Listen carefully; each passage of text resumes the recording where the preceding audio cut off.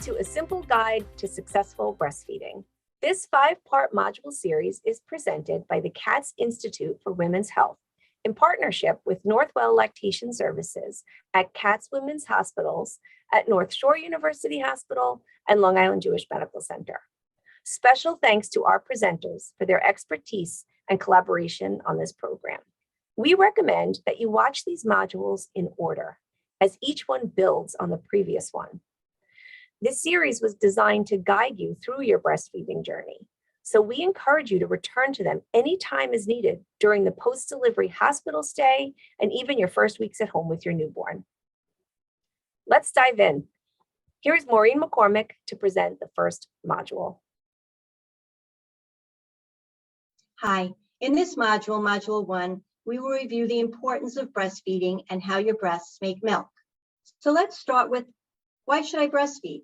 If you look at this slide, you will see clearly the difference between formula and breast milk. Formula is nutrition only. Breast milk is a living fluid rich with antibodies that build your baby's immune system. It is species specific and made for humans. Breast milk composition will change depending on the needs of the baby. If you deliver at 30 weeks, your breast milk will be specific to the needs of babies of that gestational age.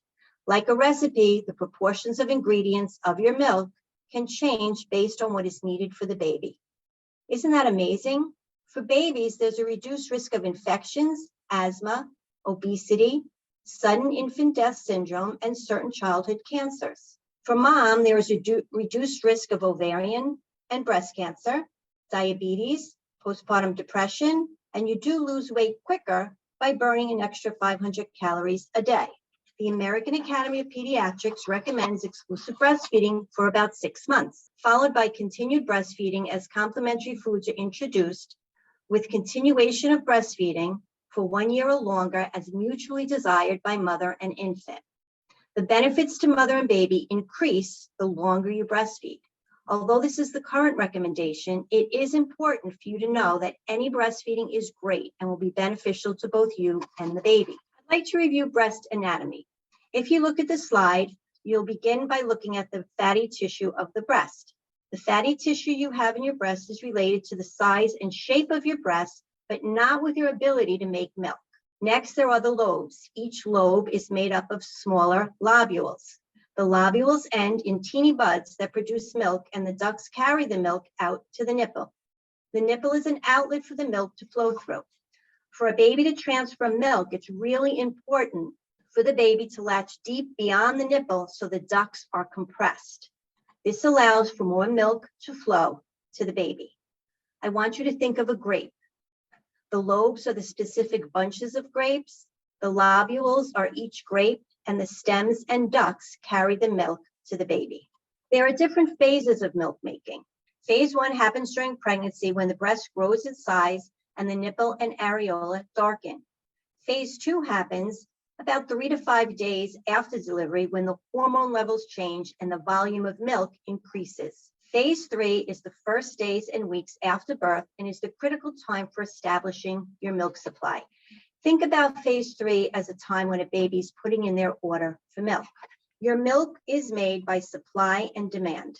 The more frequent nursing you do, the more milk you will make. It's really important to keep this in mind during the early days after birth, because unnecessary supplementation can sometimes lead to a decrease in milk supply and in problems like engorgement and nipple confusion for the baby. How much does my baby need? Trust your body to answer this question. Your body knows exactly what to do. Your breast produces small amounts of thick colostrum in the beginning that's rich in immunity and antibodies. You may not see it or feel it. This is when most mothers doubt that they have enough.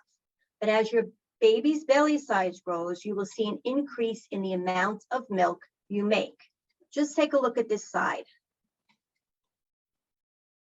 Breastfeeding support can change everything. You are not alone. Pick a champion to learn with you. Find support groups for the help the first few weeks. Find lactation consultants in the community and identify reliable websites. Connect with your insurance company about breast pumps, and connect with colleagues and friends that have had breastfeeding success. I'm going to review some frequently asked questions. Should I be worried that I don't have enough milk because I can't feel it?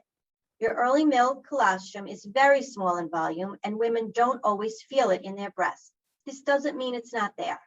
So when will I feel my milk? It usually takes about 3 days, but sometimes up to 5 days for moms to feel the larger volumes of milk in their breasts. Will there be a lactation consultant right after I give birth? In the hospital setting, lactation consultants are responsible to support families having problems with breastfeeding first and are unable to see every patient. Don't wait for the lactation consultant to start breastfeeding. The labor and delivery and postpartum nurses are trained to help you get breastfeeding off to a great start. Plus, through this video series, you will learn strategies for breastfeeding success in the hospital. You're encouraged to come back to watch this module again as often as you need, especially once the baby arrives, to help reinforce what you have learned.